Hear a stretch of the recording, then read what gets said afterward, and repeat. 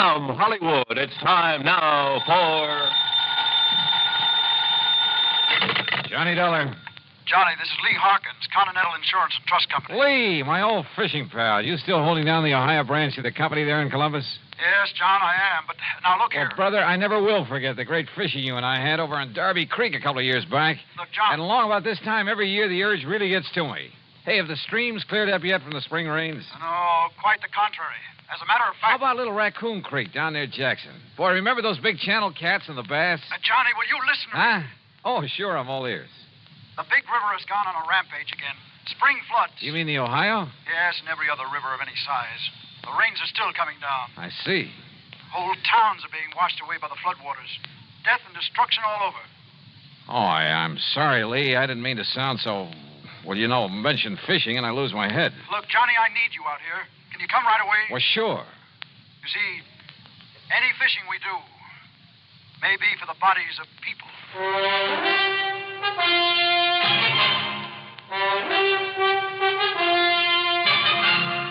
Bob Bailey in the exciting adventures of the man with the action-packed expense account, America's fabulous freelance insurance investigator. Yours truly, Johnny Dollar.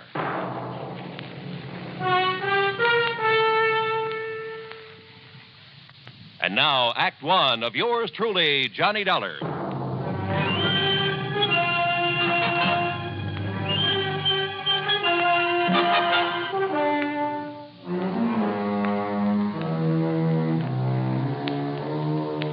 Expense account submitted by Special Investigator Johnny Dollar to the Continental Insurance and Trust Company, Columbus, Ohio office. Following is an account of expenses incurred during my investigation of the Wayward River matter. Expense account item 1, $43.50, transportation to New York, and a flagship to Columbus, Ohio. It was 5:30 p.m. and raining hard when the big four-engine plane set down gently at Port Columbus Airport, some 7 miles out of town. My plan was to go into the Fort Hayes Hotel and call Lee Harkins from there. So after picking up my luggage, I headed for the door in a taxi stand. But Lee, it seems, had other ideas. Here, let me help you with your Ah, bags. it's all right, son. I'm just looking for a taxi to... Lee! My car's right out here, Johnny. The sooner we get started, the better. Here now, right through this door. Yeah, well, wait. The sooner we get started, where? Where are we going? To the town of Carteret, about 100 miles or so south. Now, come on, if you want to get soaked. Oh, hey! Come on! Whatever you say. Come on now, hop in. Oh, brother. Phew. Why didn't you tell me to bring a raincoat? Why don't you read the papers? Been raining like this for long? Off and on for 3 or 4 weeks. We may have a mean ride ahead of us. Well, what's it all about, Lee? Well, the floods along the Ohio have been pretty severe this year, Johnny. They've been somewhat later than usual. Yeah, that much I did read about. Half a dozen of the big cities have been taking a real beating, in spite of all their preparations for the big runoff. I know. It's been through all over the country. So what you don't read about in the headlines, though, is the little places, like Carteret. It's my old hometown, Johnny. I've sold a lot of policies there, particularly to the local shopkeepers, you know, on their stocks and merchandise. So there's been a lot of flood damage, and your company's having to pay up a lot of claims. No, not yet. So far, the town's been lucky. Most of the recent bad storms have been across the state line, up in Pennsylvania or over in West Virginia. Same was true last year and the year before. So? So the people down around Carteret, farmers mostly, haven't gone ahead with their flood control project the way they should have. Is Carteret right on the Ohio? No, it's in a valley, a few miles north. It's on the Crooked River, and parts of the town are actually below the riverbank. Now, you see what that means. Yeah, I sure can. Most of the year, it's a quiet, lazy stream about 50 or 60 feet wide. But when the feeder streams up in the hills start pouring water down... And if it overflows? Half the town will go with it and swept right down into the Ohio. Lee, don't they know enough to prepare for this sort of thing? Johnny, like I say, they've been lucky so far. This present storm has been bigger and longer than anything they've ever had. Well, what about the State Flood Control Commission, or whatever it's called? Can't they do anything? Let's face it. What's a little burg like Carteret when there are 100 bigger and more important towns in the same fix? Yeah, I see what you mean. Before the lines went down, I got a call from Fred Norlock, one of my big accounts down there. Big hardware firm. Unless the river goes down, he's going to lose the whole place. That means over a $100,000 insurance claim. But what can I possibly do, Lee? I don't know, Johnny. I just don't know. We were heading south on Route 23, and by the time we reached Chillicothe, the rain had led up to a drizzle. By the time we reached Jackson, where we left the main highway, it had let up entirely. But I noticed that every little stream we passed was overflowing its banks. Finally, it must have been after midnight, we pulled up on a low hill overlooking the town of Carteret. And it started to rain again, to rain hard. Below us, the crooked river was a terrible, terrifying thing to watch. Power lines were out, but maybe hundreds of kerosene and gasoline lanterns, flashlights, and lights from cars showed only too plainly the perils of the brown, rushing, raging torrent that threatened the town. Men stripped to the waist, the banker and the ditch digger side by side, the farmer and the merchant, toiled frantically to reinforce the levee with bags of sand, stone, cement, anything they could find, while the river lapped hungrily at their feet, trying to undermine the embankment as quickly as it was built up. Back of them were others, filling the sandbags, bulldozing additional strength to the levee, hauling truckloads of sand and rock and gravel, digging, shoveling, filling, anything they could do. I'd never seen a more dedicated group of people, men, women, children, all working in a common cause, not just for themselves, but for the survival of their neighbors, their town. And the ugly river was like a thing alive, clawing at them, seeking to destroy them. Huge, floating masses of debris flew by at express train speed, whirling now and then to strike out at the embankment, fighting to break it down. Thousands of tons of wreckage, parts of houses, chicken coops, trees, and brush, anything that would float. I stood there appalled and almost overwhelmed by a feeling of utter helplessness. Can't they see? If they were up here on this hill, they could see that they're losing ground, Johnny. The river's rising faster than they can build up the levee. Yeah, Lee, yeah, it looks that way. What's the matter with you guys? Can't you see they need help down there? Anybody doesn't help, I'll be shot. Oh, he's right, Johnny. We ought to go down there and help for whatever it's worth. Wait. That one section where they're all working. It's right above the cut into Perry Street. If the levee goes there, it'll sweep the whole section down the valley into the Ohio River. But look, Lee. Look, back there, behind us. The reason why the water's piling up, don't you see? That old railroad bridge. The trees, the mud, the ruffle that's piled up against it. That railroad trestle has become a regular dam. Hey, you're right. The more of that debris piling up there, the stronger it gets. And the higher it gets, too. With the water mounting up behind it that way, the levee over Perry Street will go in a matter of minutes. Right. But break that dam somehow, and the water will get through. Down the crooked river into the Ohio. Yeah. Break that dam, and it'll save the town. Yes. Oh, but how, Johnny? How? Yeah, how?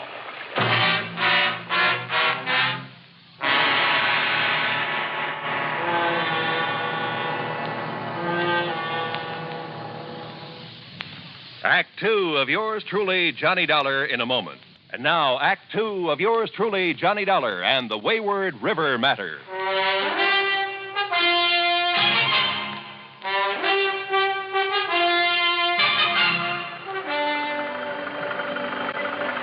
From our vantage point on the hill above the little town of Carteret, we could see why the crooked river was rising so fast, threatening to engulf the town. You're right, Johnny. The debris against the old railroad trestle has made a dam. And somehow we've got to break that dam. But how? Lee. Yeah? Any stores down there, any of them carry dynamite? Yeah, down there on Perry Street. Norlock Supply Company. Then come on. Norlock's one of my biggest clients. If the levee breaks, his place will take the brunt of the flood. There, you see down there? He has men putting sandbags around it. They won't mean a thing if the levee goes. Why doesn't he send those men back on up to the river's edge where they could do some good? Johnny, he's the only man in town looking after his personal property. The only one selfish enough to... Say, listen, he's also the man who's always opposed doing something about this river. Save your breath, Lee. We've got to get down there and get some dynamite. The groups we passed, still vainly trying to chink up holes in the levee, all but spat on us as we passed. Because we weren't working with them, trying to save their town from the raging crooked river, or so they thought. Finally, we slogged our way to the Norlock Supply Company on Perry Street.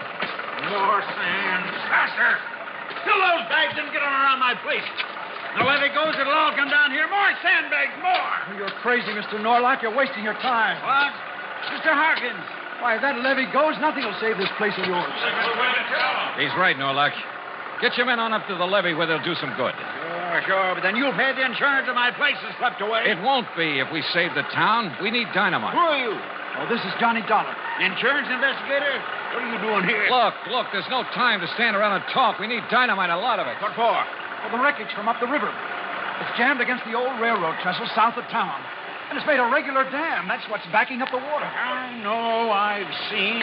You gonna blow that up? That's right. Now, where's the dynamite? Anybody go out on that trestle with the pressure of the river against it, he's crazy. Any part of that goes, he'll go with it, he'll be killed. He's right, mister. Be suicide to go up there. Come on, let's have the dynamite. And you men, get up above where you can help. Now, you wait Load that truck with all the bags you can, but get up there fast. If it's but my place here, what about my shoulder? Norlock, where's that dynamite? I won't give it to you. Oh, listen, Mr. Norlock. I refuse. It'd be suicide for you to go out on that railroad trestle. But if we don't, the whole town will go. And I tell you, Mr. Dollar, are you threatening to shoot me? Put that away. Oh, Johnny, wait. Let me handle this, Lee. You're crazy, Dollar. Put that gun away. All right, Norlock, it's up to you. What do you mean? Unless you give us the dynamite, I'll blast the lock off this place of yours and get it myself. Well? All right. All right. In here. But I tell you, you're mad. Oh, was Norlock mad? A victim of the panic that all too often seizes a man when the going gets tough. But he did give us the dynamite. Then, with two of his workmen, Lee Harkins and I trudged through the mud and the night loaded with cases of dynamite back to the old railroad trestle. And when we got there, I wondered if maybe Norlock wasn't right after all. If it wouldn't be suicide to go out on it. The pileup of debris against it was huge. In back of it, the deadly brown water swirled and eddied, throwing telegraph poles, railroad ties, huge trees pounding against it, battering at the old framework of the trestle. If only they'd strike hard enough to break it down, break the dam. Perhaps they would. By that time, the town of Carteret would be lost. Yes, somebody had to do this job, and it looked like I'd elected myself.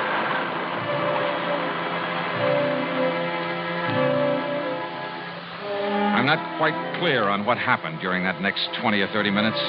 They seemed like 30 years of nightmare. But I edged my way out on that rickety framework, a fused case of dynamite under my arm. It was dark, and I had to feel my way along over planks and boards and trees that the force of the water had thrown up on the trestle. The wires leading back to the plunger that would set off the charge would catch and drag. But I knew I had to reach the first long span to make the explosive do its work. And all the while, the old bridge creaked and groaned and shook from the impact of the wreckage being thrown against it by the angry water. But then, finally, the job was done, and I felt my way back to the bank. Hurry, Johnny! Hurry! I'm coming. Everything ready here. Don't you see? The levee above. It's starting to go. Back over the town, there's a gap. The water's rushing down. Okay, Lee, the plunger. Here, sir. All ready. All right, then lie down. Quick, get down. Here she goes.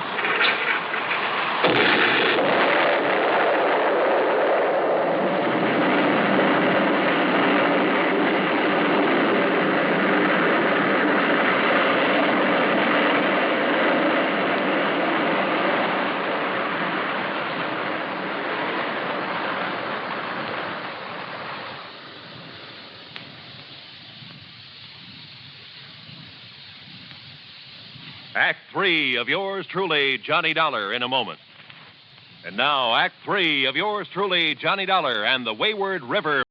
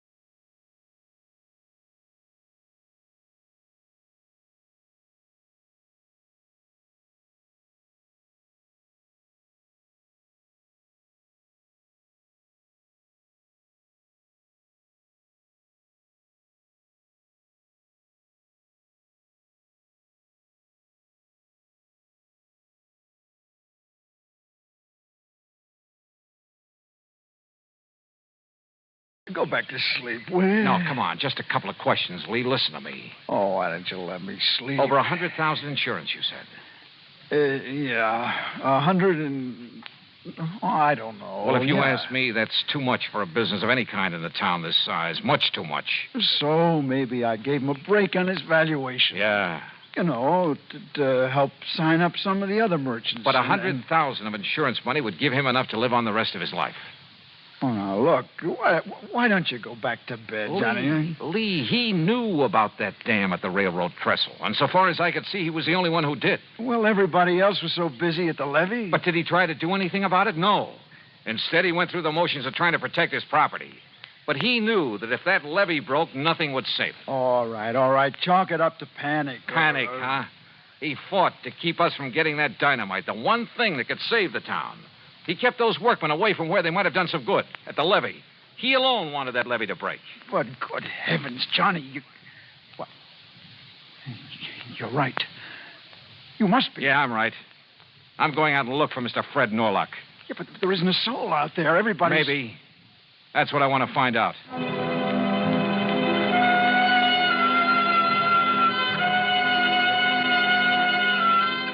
I found Fred Norlock, alone. Up on the inner bank, the riverside of the levee, where anyone down below couldn't see him. And he was working with a shovel, a crowbar. Beside him was a pile of dynamite. I'd given him that idea. All right, Norlock, lay down that shovel. Go it. The river didn't do it the way you planned last night, did it? Maybe not. Because of you, but you're not going to stop me now. Oh, now put that thing down. I'll kill you, Dollar, if you come any closer. And nobody will know because there's nobody around. I'll throw your body in the river. Nobody will ever know. Sure. Set up a small charge, enough to breach the levee. That's right. It's all ready, and you can't stop it. And the river will crash through, destroy that failing business of yours down there. Yes. And take with it the homes in the valley, the livestock, maybe even the people. Keep your hand away from that pocket. So it's you or me, huh? And if I go, the town goes too. Yes. But if I can outdraw you... This pistol is aimed at your chest. Now you walk straight ahead to the edge of the river. Walk!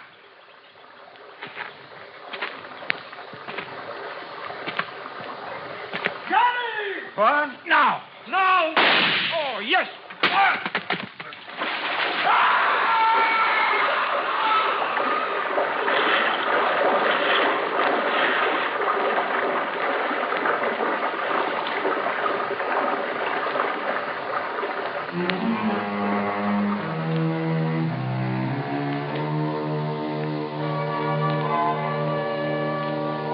Norlock's body was never recovered. He'd lived alone. He died alone. A crooked man in the crooked river. Nor was he mourned in the little town he'd tried to destroy.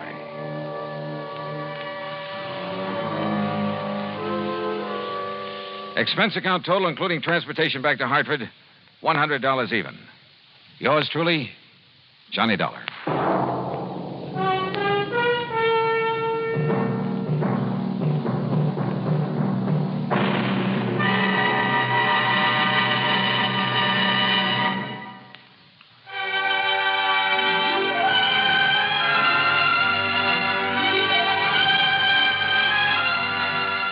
Yours truly, Johnny Dollar, starring Bob Bailey, originates in Hollywood and is produced and directed by Jack Johnstone, who also wrote today's story. Heard in our cast were Chet Stratton, Frank Gerstle, Bob Bruce, and Parley Bear. Special sound patterns by Tom Hanley and Bill James.